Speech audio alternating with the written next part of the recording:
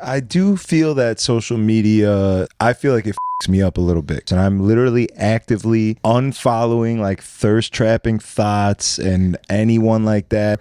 But it keeps serving it to me. Bro, I got on TikTok the other day and it's videos of women breastfeeding. Tits fully out. What am I supposed to do? Bro, what would Andrew Huberman do, bro? What would Andrew Tate do? What? Bro, I'm not even gonna comment on that. Well, all right. Battle raps cause I've shaken grown men to the point that they can't even face their own friends. That's why they rhyme about jewels, not life, cause the ice on which they skating is so thin. That's what I love about the Thanks for giving us the clap. Pause. I came on the strategy podcast and all I got was the clap. You should make that a shirt. That's actually kind of incredible. I like that. But you did come on the Party with Strategy podcast once before, and I will admit I didn't have the good setup. It was a little lackluster on the quality. It was hot as but you're back. And we got Diamond Cut in the building. And we got That's where I know him from. We did a DJ battle at Offest together. Yeah. Yep. Okay. Sorry. Who won the battle? I think, did you place? Oh, you never got it? Damn, Boy Genius owes you a mixer, doesn't he? Like an S9. What up, Ruben? You out here talking all that What's Pay up, dog. I want to get him on the pod, actually. So we'll get him on. We'll ask him about it. Yeah, nah, man. I like the upgraded setup. It's nice. I'm glad I got dressed up for it, bro. I feel like I'm on like Ellen right now. Yeah, well, I don't really like that, but okay. I'll take it. You basically just told me I look like a lesbian, but that's fine. It was the best. It was the closest talk show host I could think of. I could have said Joe Rogan. I'm kidding. Yeah, well, let's Joe go Rogan. with Rogan. Yeah, all right, I like that. I retract my statement. But me and Diamond Cut were talking. He told me earlier in the episode I got to start telling people to subscribe to the YouTube, drop a little comment, like all that. I usually do it at the end, but you guys are here now. So do that. Help the kid out. You know what I'm saying? A little algorithm activating activity never hurt anybody. Facts. You know? And I'm glad to have you back. This is episode 112. My first episode filmed as a Chicago resident again. Thank God. Dude, I actually I have a chain for you. I forgot it. It's a dollar symbol that you can wear when you move or when you go back to Texas. Because we were talking about like the fake chain wearing. Oh, yeah. And shit. So I went and bought off Amazon. I bought a big dollar sign. It's like gold. Nice. I'll rock it. Thank you. Flex on people. Yeah, I just forgot it. So yeah, they like that in the club. Anything that shines attracts any girl under the age of 27 in Houston. Bro, that's so funny to me. It's wild, but I'm glad to be back. I'm excited, and I definitely want to talk to you. I want to check back in. The people want to know what's going on. I feel like last time we were on, you were streaming. You had just finished, I think, like all the remixes, the remix a day thing that you were doing. Yeah, I had just finished the 30 days, 30 remixes. Yeah, I think I was like a week off that maybe. So did that, and subscribers have just continued to grow. Across all my platforms right now, I have like 1.5, almost 2 million monthly listeners. So the YouTube is at, I think, 41,000 subs now, or 40.1, one of those two. I looked at it yesterday, but yeah, man, doing pretty well over there. Yeah, no complaints. Everything's good. Just making music every day, bro, and working out.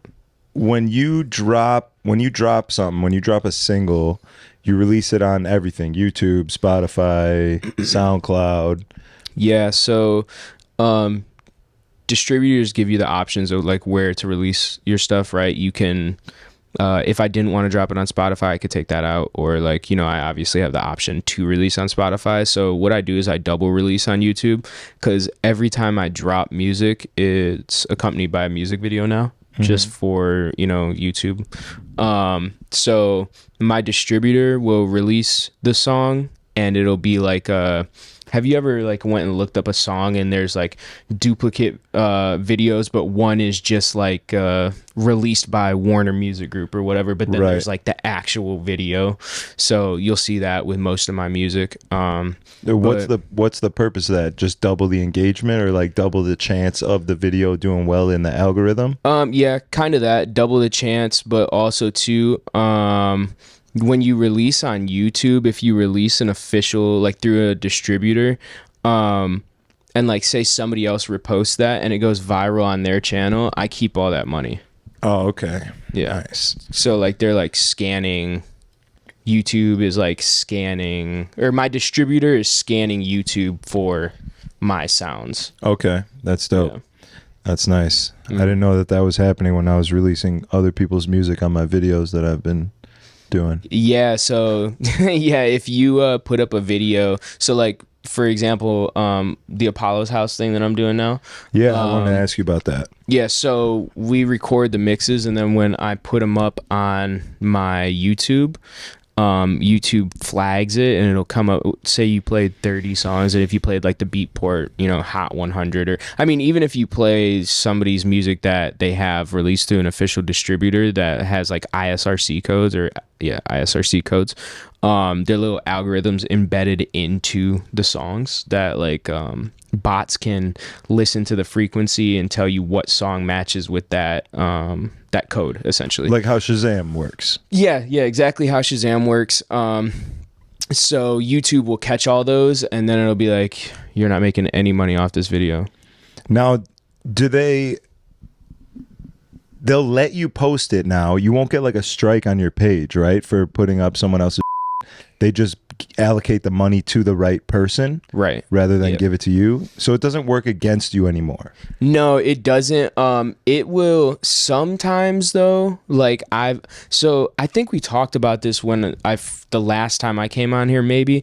I actually got hit with a copyright strike from a company for that Calvin Harris and Dua Lipa song Potion that I remixed. Yeah. And it was weird because me and Ian talked about it, because I like typed in the company's name on Reddit, and it came up that they do like a bunch of like other copyright stuff, and like a bunch of people were like, yeah, this is probably like a fake company doing this for whatever reason.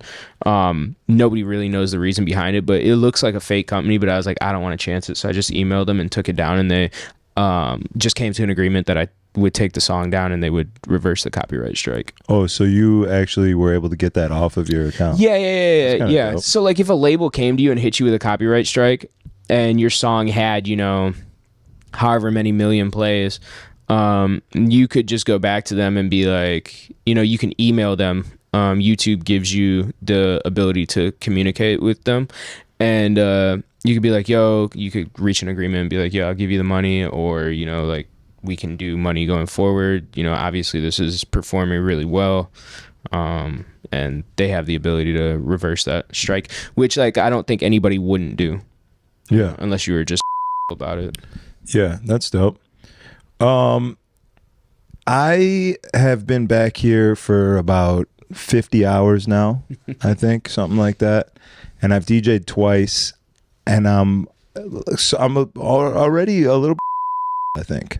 Yeah. From playing in River North at these ridiculous establishments. What spots have you played at so far? I played at Bloom and Bounce. Okay. Well, Bounce sucks. I mean, I don't want to say that. I'll let you say it. Nah, hell no. They still owe me money.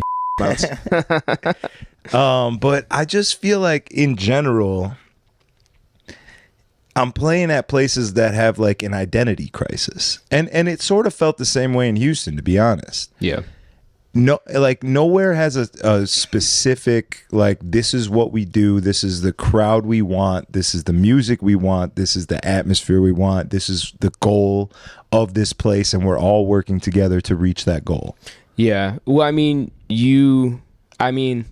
that's kind of what happens, and this is no disrespect to you or any other DJ. It's like we talked about last time, we've had this conversation on multiple occasions. You know what I'm saying? Like open format DJing, yeah, has just hit the wall. It's just ran full speed you know, into the wall. I mean, even like open format nightlife in general. I think what's happening in Chicago is like nobody's really doing the work.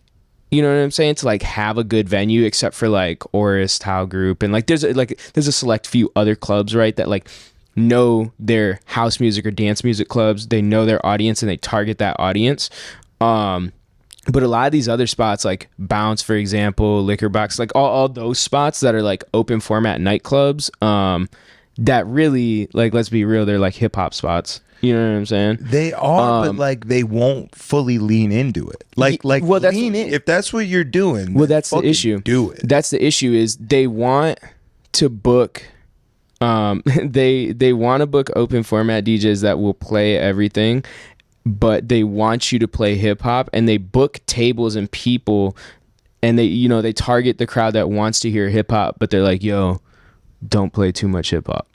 Yeah. You know what I'm saying? That's like giving you a race car and putting you on a racetrack and being like, don't go the over speed 50. limit's 50 miles an hour. Yeah. Like, you know what I'm saying? It makes no sense. And the reason that is because nobody wants to do the fucking work. Like nobody wants to like actually come up with good marketing ideas. Like they just want to post a fucking like a basic ass flyer and be like, yo, here's whatever DJ we have tonight. You know what I'm saying? And we have some bottle specials. You know what I'm saying? And you're going to hear the same 50 fucking songs that you heard the night before that, and the night before that. And it's like, you're going to see the same fucking people. You know what I'm saying? Yeah. And they have their audience or their crowd that's going to come out and they're going to gangbang in the club. You know what I'm saying? Smoke some weed, whatever. And then they're just going to repeat it the next night, you know? Yeah. Like even like a lot of these clubs, you see them do like special parties and shit like that. But it's like, what's special about this? You're just open on a Tuesday now instead of a fucking Saturday. Like, 100%. You know what I'm saying? Like, now this is a nice segue into your party, right? Yeah. Which you would consider a special party. Yeah. I mean, really how I've thought about it is I've been doing the Apollo's house since 2018, 2019. I definitely took a break for a long time doing the mixes, but it started as a mix series. And it just started as a mix series because like, that's when I was like transitioning from open format into like more house and dance, you know? So It was just like an all house music mix. I wouldn't really consider it a special party though. I just considered it, now I'm being paid to do a live stream in a club.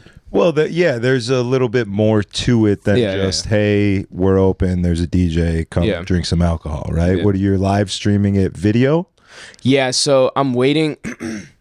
We're waiting right now to start the live streams just because we were having like network issues and I don't want to have to deal with like the stream going down like mid set. Like I need the stream to be like just golden all the way through. You know what I'm saying? Yeah. Why choose streaming it over just straight recording it and then releasing the recording after the fact? So I do that.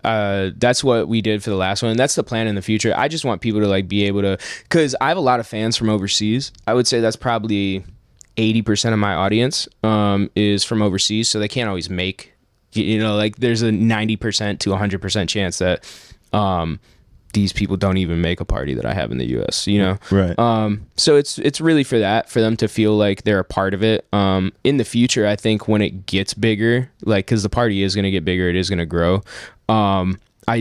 I'll probably charge like $1 or something, you know what I'm saying, for those like people. You should start a Patreon. You know, do something like that. YouTube has the ability to, I have the ability to essentially like select who has to pay for stuff. So, if you like in the future, if we have, 500 people, first of all, the place only holds like 80 to 120 people. You know what I'm saying? If I have a line out the door that's like 300 people, then, and like 300 viewers on the live stream, then we're gonna start talking about, if you've been here from day one, like, maybe you get the pass, but newcomers, like newcomers are probably gonna have to start paying for some stuff. It's never really with the intent to like make money or like grossly like walk away with like $10,000 a night or anything like that. Just more so that I can pay the artist more and stuff like that. Yeah, that would be sick. And do better stuff. What night is it? And is it weekly, monthly? Yeah, so it's weekly. It's on Wednesday. So last week I had Pods. I'm not sure if you're familiar with them, local DJs. So they're a group, 2 younger kids, local, super cool dudes. I'll send you the mix. They crushed it. I do an interview with each artist beforehand, kind of like this. Not as nice though. And then I play for like an hour and a half, and then the headliner goes on. They play for 2 hours, and then I close out with like 30 minutes or whatever, and then everybody goes home. Nice. Yeah. That's dope. And that's in the little upstairs like private party room. Yeah. Yep. I like that. Yeah. They have their own entrance to that room? Mm-hmm. Yeah, it's an alley entrance. So like I didn't want anybody like walking through that downstairs venue, just because like if you're walking through an empty venue, it makes it feel weird. Yeah, a little bit.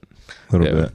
But yeah, man, I started the party just because there were a few people that were asking me to do stuff, and Rudy approached me, and I'd worked with him before on a couple other things, and he was like, do you want to do something on Wednesdays? And I was like, yeah, but it's a big spot to fill, like that bottom area is like probably 300-500 people that you could fit in there. And especially on a Wednesday too. On a Wednesday it's even harder. And so I was like, if I did want to do something, I would want to do it upstairs.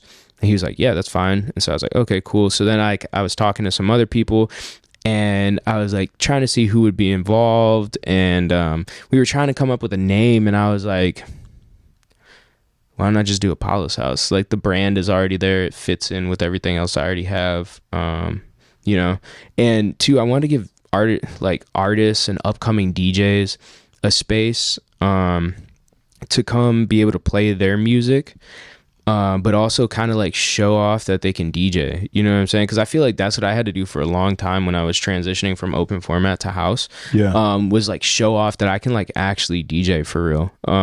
Like especially house music. And I hated having to feel like I had to do blow at 4 a.m. with the promoter in some sketchy bathroom to get booked on a party. You know what I'm saying? Yeah, that is kind of the name of the game. That's the name of the game, and I hate that. You're trying to change the game. Yeah, I'm not even necessarily trying to change the game, because like I get that that's always going to go on and always going to happen. I just, like I don't do blow and I don't drink. So so you know what I'm saying? So like the odds that you find me at an after party, unless I'm with like some of my boys who are like in town, is like pretty few and far between. Yeah, for sure.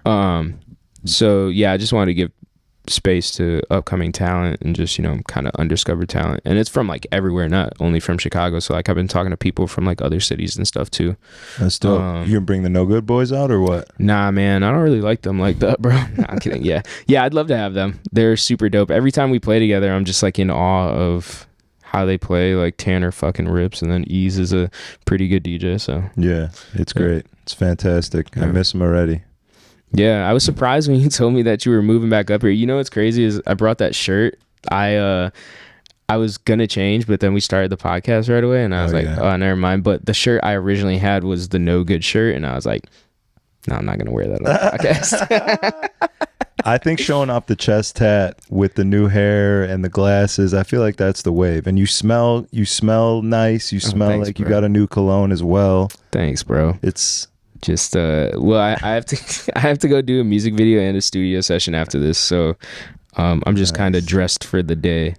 But yeah, everybody has been commenting on the new hair, asking me if this is the new style. It's really not. I'm just like switching it up from the mohawk every now and then. Sometimes you got to switch it up. I feel that. That's why I'm back in Chicago. Have you ever hit rock bottom DJing at a strip club 2 nights a week? No, I haven't, bro. It's not a good place to be. Yo, the strip club was lit that one time you took me. Or no, wait, did I go with, I think Dolo brought me. Yeah, Dolo brought me. You were DJing.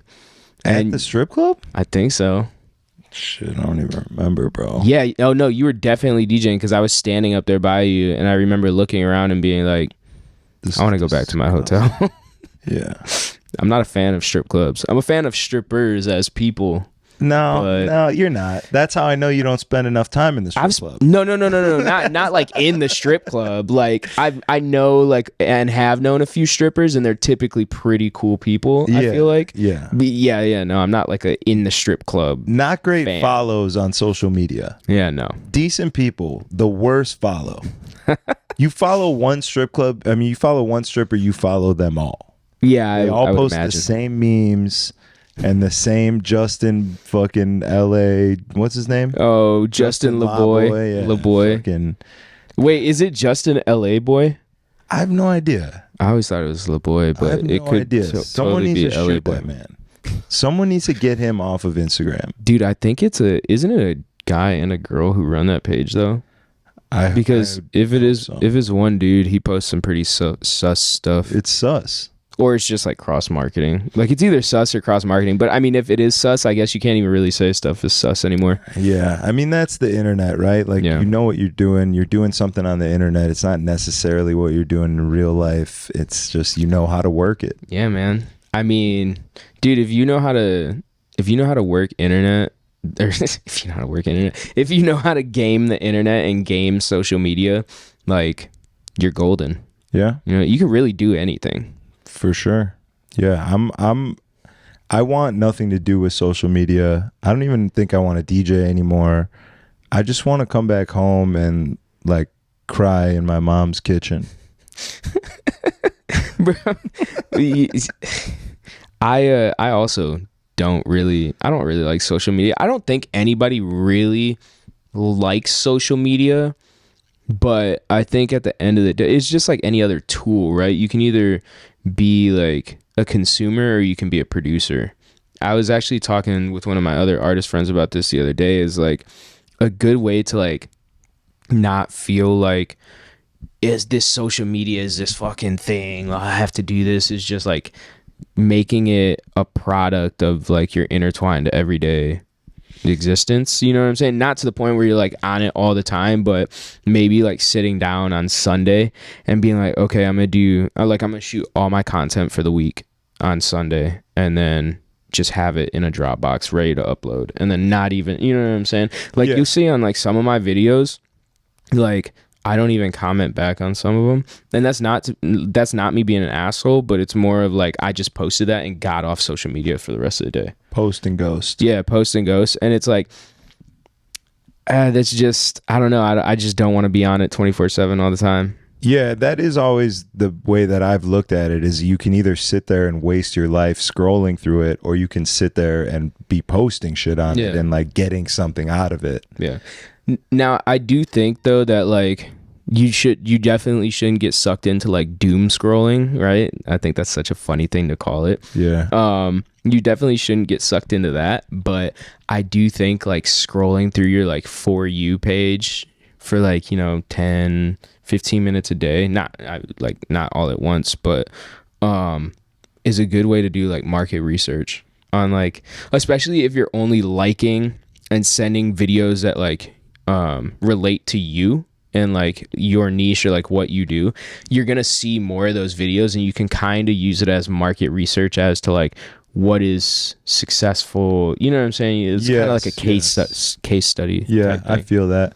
Yeah. I do feel that social media, like the algorithm, the explore page, the things that they serve you, for me, I feel like it fucks me up a little bit, because like I'm trying to do one thing. I'm trying to be a better person. I'm literally actively unfollowing like thirst trapping thoughts and anyone like that, and I'm muting women that I don't want to see anymore.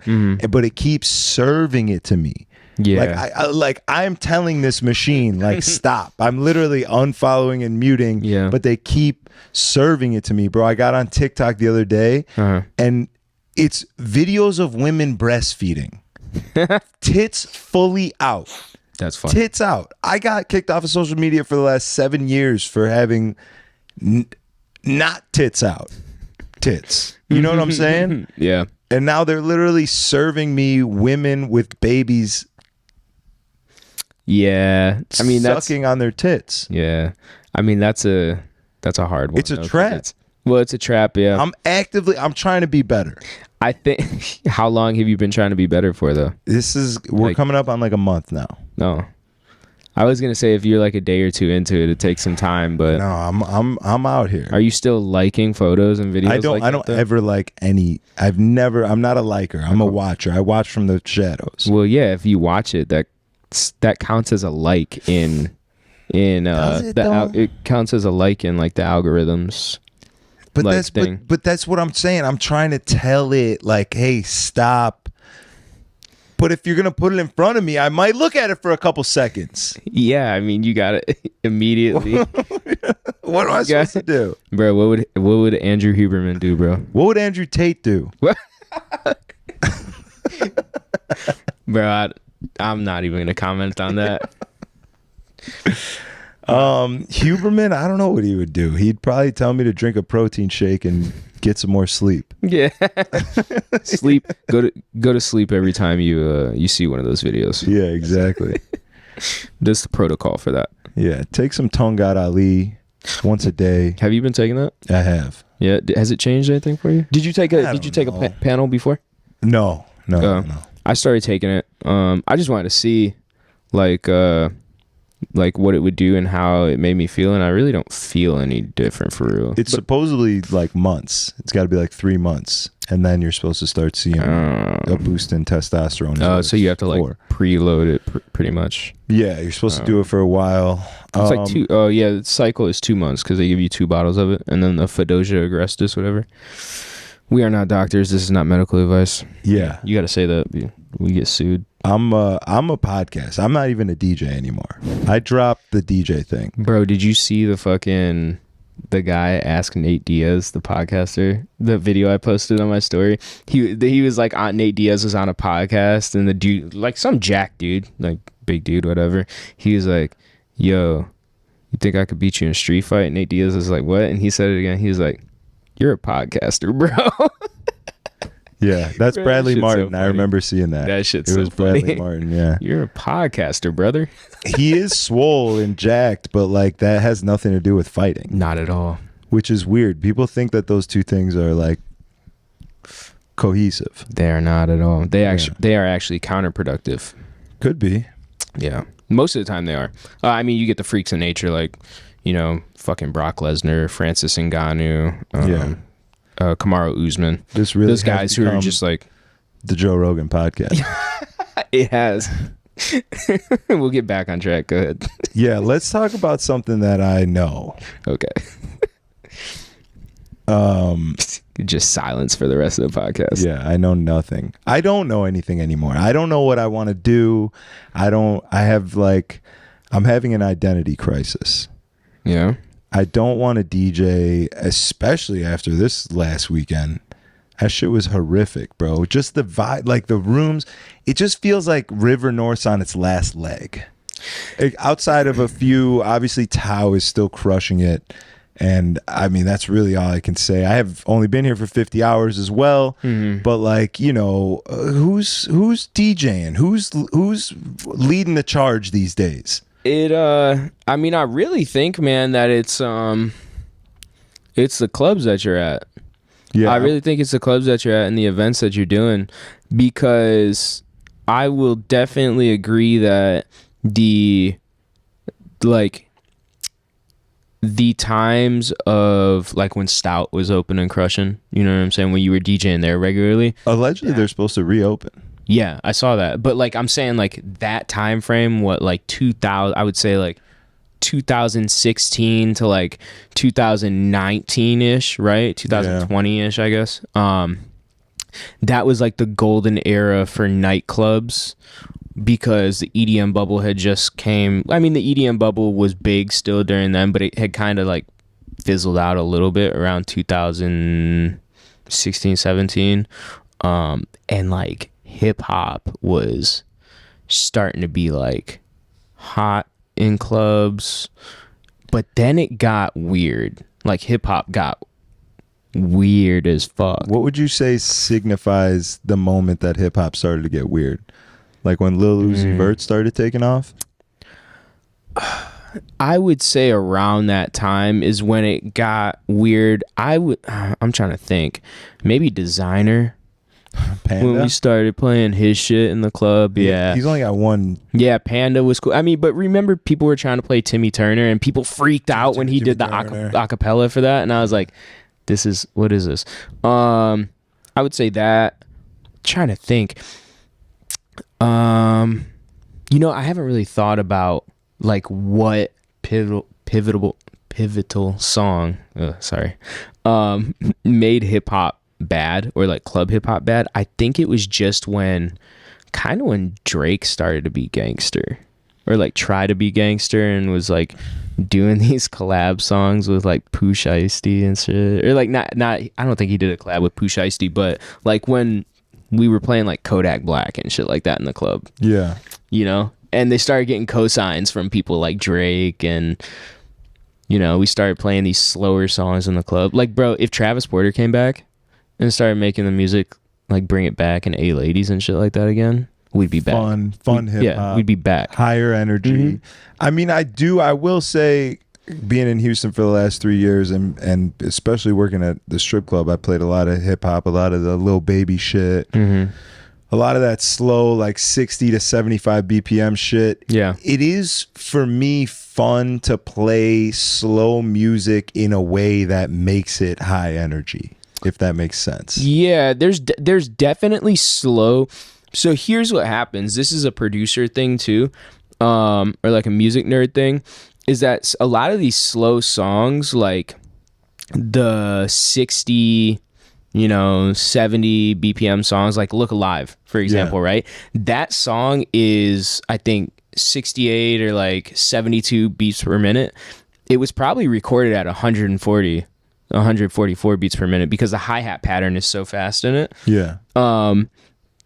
And so that's why you can like speed that song up a little bit and it'll like give it that energy. You know what I'm saying? And that's why it sounds like it has some energy in it, even though it's technically like a slower song. They just halftime that shit for DJs who can't do math. Yeah. But yeah, I mean, yeah, that slow shit, like the fucking, all the gangbanging music, like Back in Blood. Like, why are we playing that in the club? Yeah, it is kind of crazy. I mean, hood culture has sort of taken over. It's bleeding into everything, I feel like. Yeah, I mean, which is weird. Like, if that's your thing, then that's your thing. It's not my thing. It just doesn't make sense to me that like you would like want to hear that in the club. Yeah, like I think women are starting to get pregnant at a more younger age these days. I was just saying this the other day, bro. Our society took a turn for the worst when we let 16 and Pregnant be on MTV. That was one of my favorite shows, though. But that's like when we were like, hey, you can be famous by getting pregnant really young and just like being in a really bad situation. Yeah, that's true. It did. Well, I don't know. I mean, and when we made that Catch Me Outside girl famous. She's a multi. I know. Like, no disrespect to her now, because she took that. Nice tits.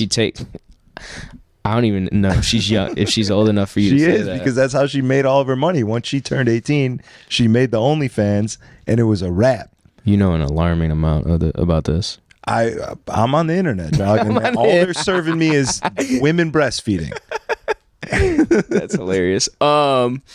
Yeah, I mean, I don't know, man. I played at a club in Dallas, and they had one of the dudes from 16 and Pregnant as the special guest. That's insane. In like 2017. I mean, yeah, I guess that in a way, people had to have looked at that as like a glorifying thing. Like, oh my God, I could be a celebrity if I do this. But I used to watch that show anytime I felt like bad about my life, and I'd be like, my life is not. My life is not that bad. So like, I'm good. Yeah. Yeah. I don't know, man. It's just shows like that. I can't watch them. Like those Love Island. I told my girl, I was like, yo, I'm gonna apply to be on Fuckboy Island. Does she watch all that stuff, the Housewives and all that?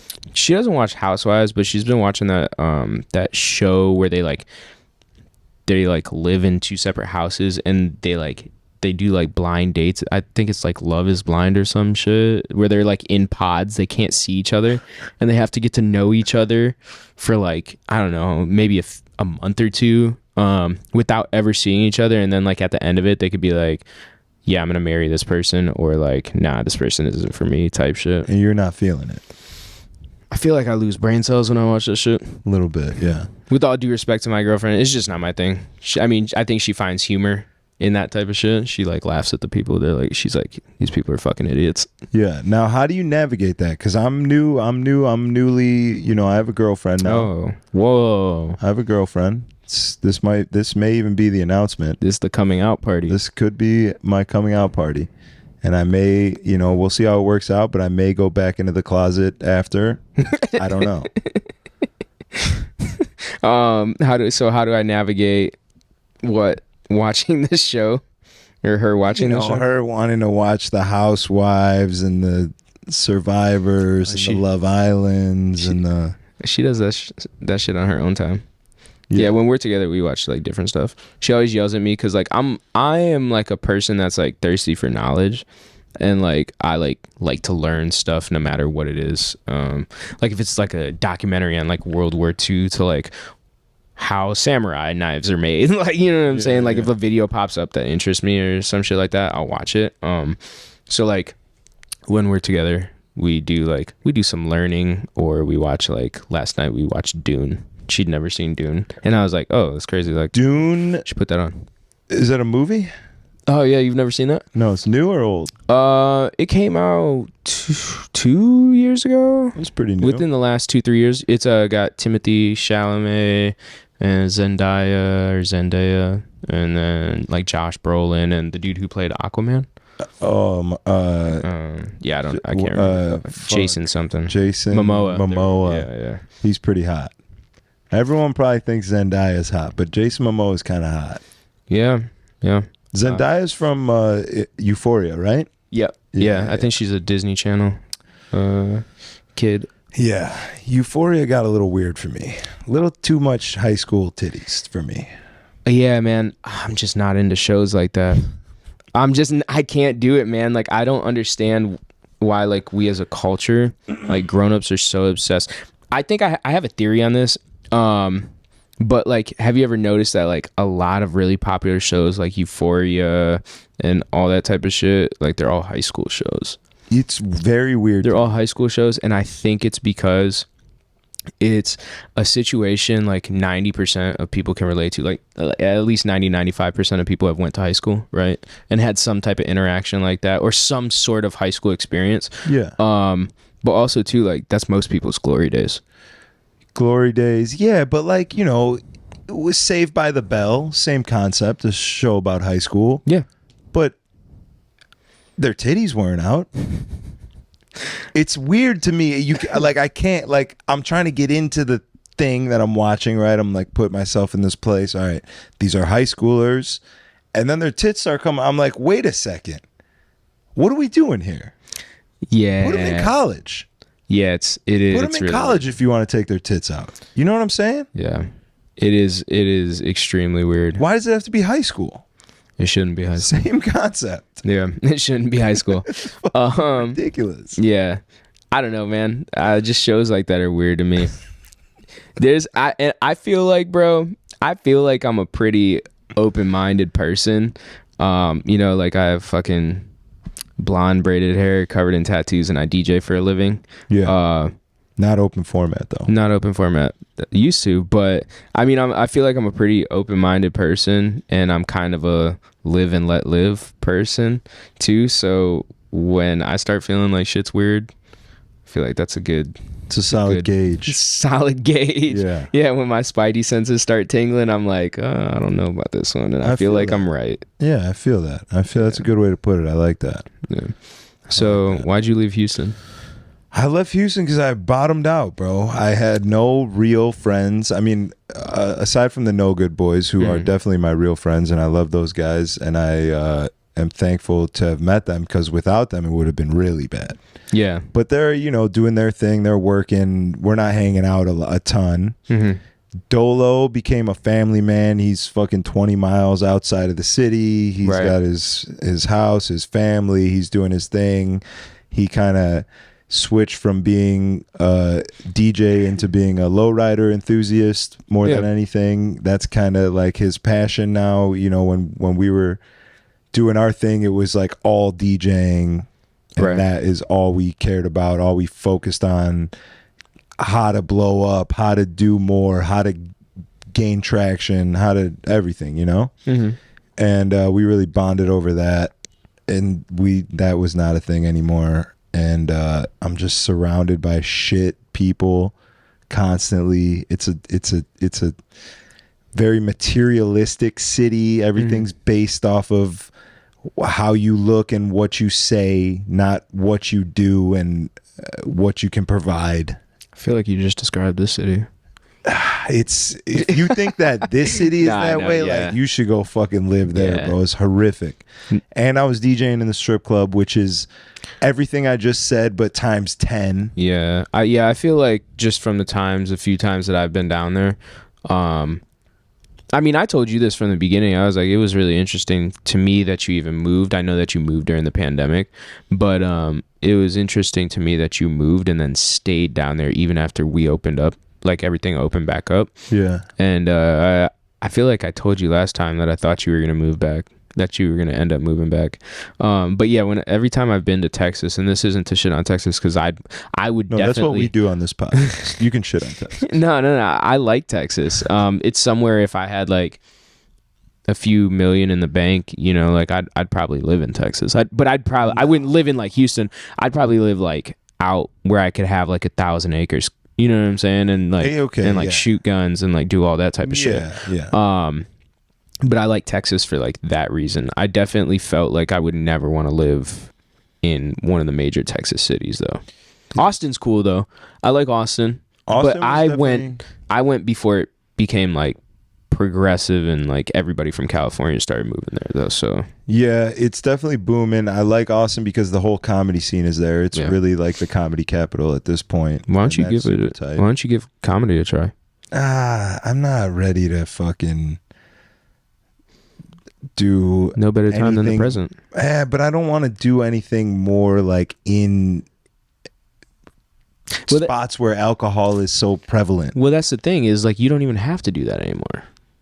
You could do it all online. Like Rife and Schultz like wrote the blueprint, and then Rife kind of just like took it and ran with it. He's also hot too, but he's a hot guy. Like, you know what I'm saying? Like, but those dudes blew, like, yes, the internet helped them gain fame so much, but they are good comedians from doing comedy. Yeah. They were practicing comedians. Well, that's what I'm saying. Like, you could do it the opposite way. You could like do it here and then transition it, kind of like all the fucking like Drewski and like all those dudes did.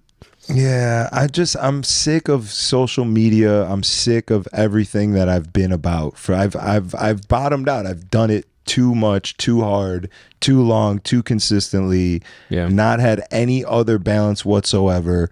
Like, I don't want a girlfriend because I'm focused on myself and my career and fuck everything else and everyone else. And I moved away from my family to go do this thing that I thought was the best thing for me and my career. And I'm sick of it. I'm sure at some point I'll start to come back, but I just went way too far.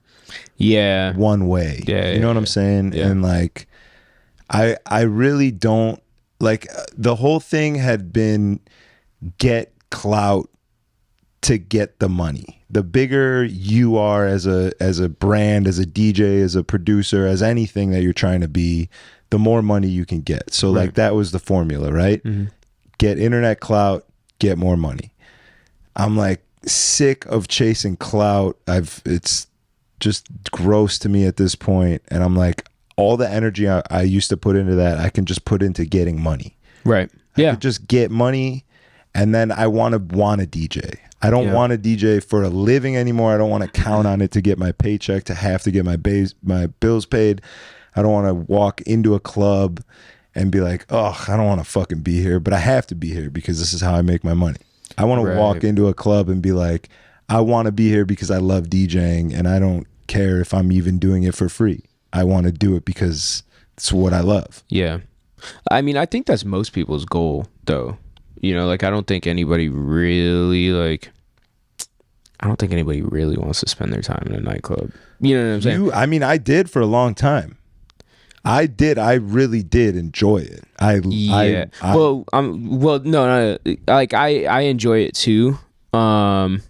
But what I'm saying is, like, I don't think anybody like really wants to have to be in the nightclub to make money. You know what I'm saying? Like, you know what I'm saying? Like, I think everybody wants to be able to, like, every DJ wants to be able to walk into the club and be like, I'm here because I want to be here and I want to have fun playing music tonight. Like, nobody wants to walk into the club and be like, this gig, I have to get this, I have to do this gig so I can fucking pay my car note. You know, like, nobody wants that. Of course. That's what I'm saying. Yeah. The only way that I think that I could achieve that is if I make it so that DJing is not my full form of income. Yeah, dude. That's, bro. It's fucked, right? Yeah. Become a YouTuber. Fuck it.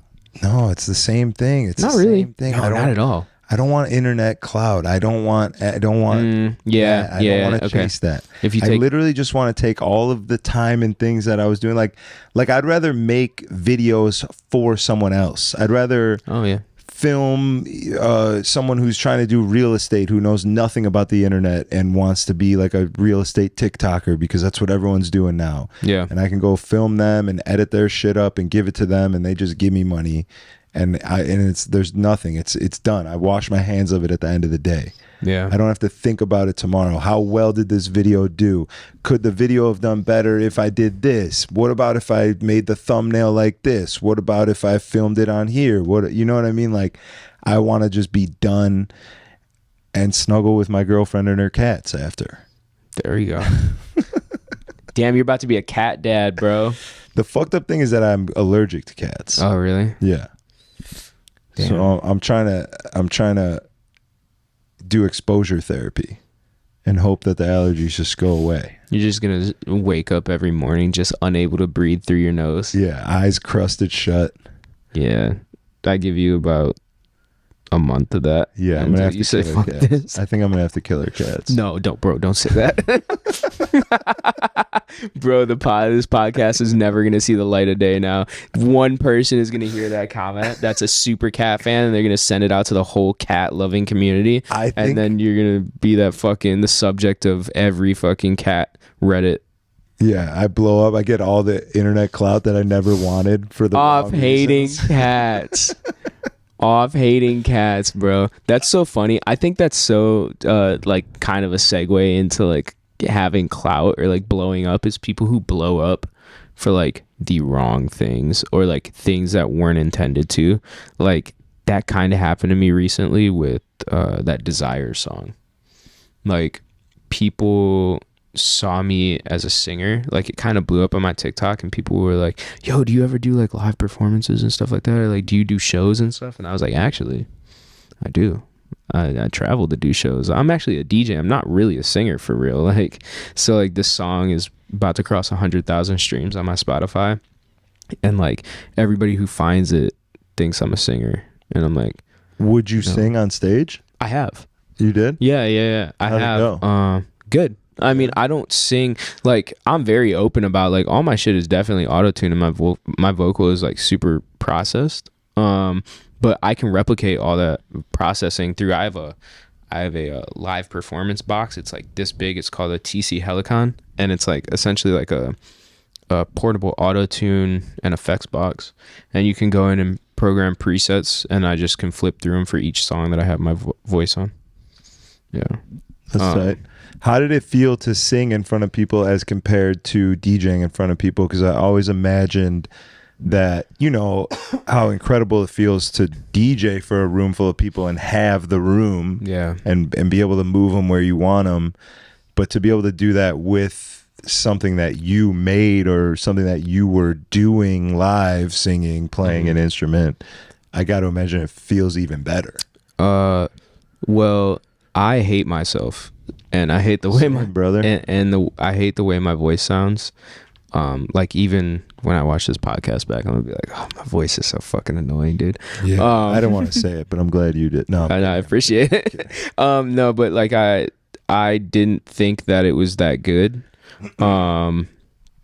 And so I was like reluctant to like even put it out until I played it for like Ian and Roxy and like a bunch of other people, and they were like, oh, actually this is really good, you should put it out. So it's always nerve-wracking because I'm like, what if this is a very niche audience that like likes my voice? Because like, you know what I'm saying, like nobody has, like, I'm not like out here singing live just randomly, like, you know, walking around my house or like just randomly singing whenever I'm around people and somebody's like, yo, you have an amazing voice. Like, you know what I'm saying? Like nobody said that. So I'm like, what if like this niche audience of people that's close to me are like the only people who like this? And then like I go and sing it live and everybody's like, that was fucking terrible, bro. And then I end up like JJ Icefish. Yeah, I mean, that's gotta be a fear for anybody who's doing anything, almost. I mean, I have that fear when I'm scratching records sometimes. You know what I mean? Yeah, but I record music videos for these songs. You know what I'm saying? So like, what if I like am the next JJ Icefish, bro? I mean, get it where you get it. I know, but it's just so funny because like even if like somebody makes a joke about the voice or like my voice or like me singing or like doing music videos and stuff like that, I don't like take them to heart like seriously, but I'm like, there's some truth in every joke. And there's that little voice in the back of my head that's like, yo, bro, that was a joke, but like he might mean some of that. Like, yeah, you know? For sure. No, the internet's you can't. That's why you got to post and ghost, dog. You got to fucking. I feel like once you get big enough to where you are really getting comments on your shit every post, and there's like a lot of haters and shit, you can't read that shit. Like that fucks you up. That's gonna fuck you up. It's gonna fuck anybody up. Yeah, dude. I mean, I don't know. But I mean, it's cool because it's really just part of my DJ set. Yeah. So it's just like another added thing. I'm not doing like whole performances where like that's my sole thing. I'm like booked as a singer and I'm like coming out and singing songs with another with a different DJ, and I don't think it'll ever be that. Yeah. No, I think you should be singing, and I think Lago should be your DJ. Bro, that would be so funny. That would be hilarious. We should actually do that. I'm going to talk to him about that. Like, what I want to do now is, like, I've always wanted to do, like a video where we do, like, a 30-minute set, but it's, like, me performing my songs. And then, but, like, also, like, live looping, kind of doing, like, that type of thing, you know? Mm-hmm. But now I just want to do that just with Lago. Yeah. Just playing my songs. Yes. 100%. That's amazing. Dude, I love Lago. Bottle of Class A, sucking on a vape.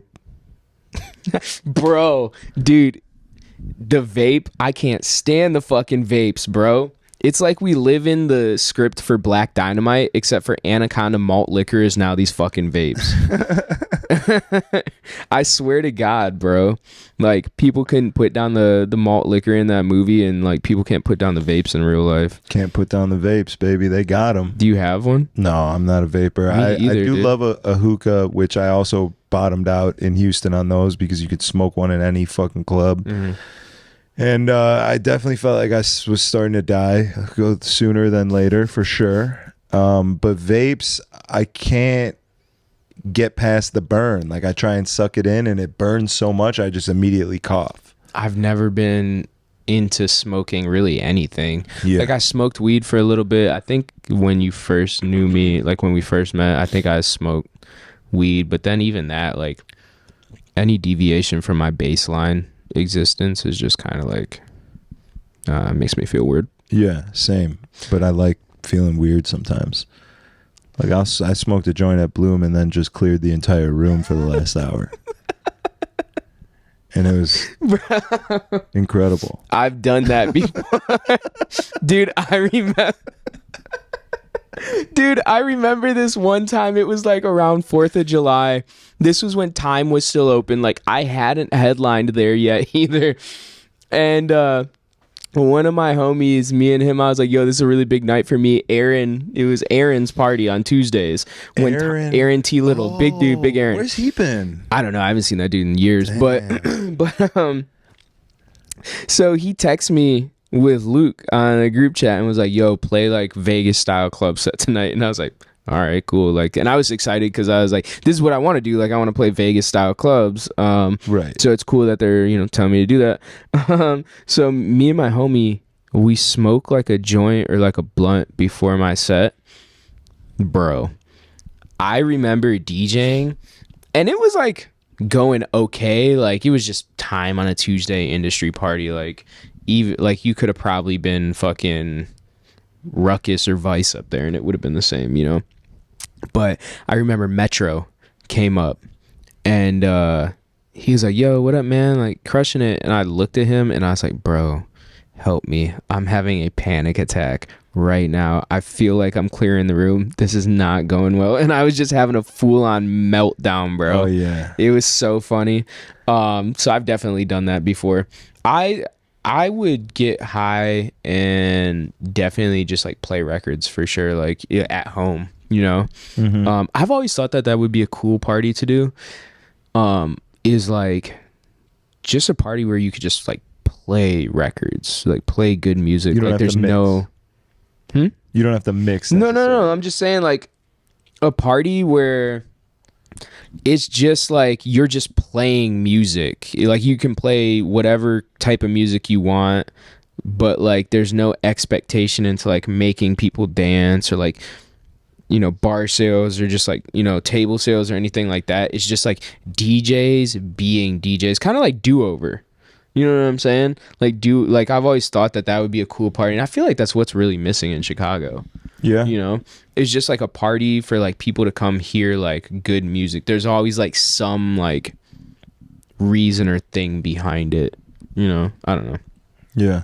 If that makes sense. I feel like I just described like what a nightclub is supposed to be, or like is in theory, but it's not. Yeah, no, they're not. It's all about money, dude. It's all money. There's no real like love for the game. There's no like, I love hospitality. I love creating an atmosphere. I love putting together a space for people that feels different than anywhere else. It's money. It's money ruins everything, and that's what it is. Yeah. I feel like really the only place you're really going to be able to do something like that is like a dive bar or like a bar, Yeah. like, because if you have a club, you got to pay so many people to be there. You got to pay bussers and bartenders and bottle servers and then light techs and video techs and GMs and AGMs and hosts, and your overhead has to be insane. Yeah. And I'm over getting head from random girls in the club as well. Yeah, man. I feel that. That never happened to me. It's not fulfilling. Yeah. Let me tell you. I've never experienced it, bro, so I'll take your word on that one. Yeah, you should. Dog, You should I've had a girlfriend for 5.5 years. That's fantastic. I hope I keep my girlfriend that long. Well, yeah, we've been in a relationship that long and I'm sober. So like there's like no reason for me to be in a nightclub. Yeah, I fucking hate them all. You know? I hate them all. Let's end on that. All right. He hates nightclubs. I hate nightclubs. I'll probably see you guys at some soon, unfortunately, during this transitional period. But tell us the worst nightclub you've ever played at. In what way? Just worst, like how so? Just the worst. Can the strip club count? No, the strip club can't count. The strip club does not count. I would assume that everybody assumes the strip club is probably number one. It's number one, the worst. Bottle Blonde Houston. Easily. Okay, Chicago one. What's the worst one in Chicago? I feel like we should just make a list of the worst nightclubs in Chicago. Well, like these days, or just like throughout my whole career thus far? Okay, let's do these days and then whole career. I I gotta say that. What's the worst from back in the day? I can't really remember. I feel like from back in the day, it's probably got to be. Got to be Time or Evil Olive, one of those. Time? No, I have such good memories from Time. Yeah, And actually, Evil Olive, yeah, I have I good do too. memories from. But yes, it was a shithole for sure. Yeah. But still, like fun atmosphere. I would maybe say Social 21. 25. Social 25. Oh, With yeah. that fucking mixer. Sometimes I just want Oh to yeah, fucking kill myself in there. the screen in the middle. Yeah. Yeah. Okay. That's fair. That's fair. I'll say mine is probably Shay. Oh yeah, playing for those fucking Yeah. assholes at Yeah. Cuvée, probably Cuvée maybe. Yeah. No, you know what? Cuvée. Yeah. Cuvée, worst that's all-time probably- nightclub. That might be it. I miss Cuvée. Yeah. Said Well, no one ever. Let's end there. If anyone makes it to the end of the pod, they'll get to hear it. Peace. Yeah. Wait. Make sure you follow Apollo. Diamond Cut's gonna put your socials at the beginning. Get you all locked in there. And one more time, subscribe to the YouTube. Drop a comment, like on the video. Algorithm activating activity. Episode 112, Party with Strategy podcast. Let's go, champ. We'll see you guys next time. Peace. Peace.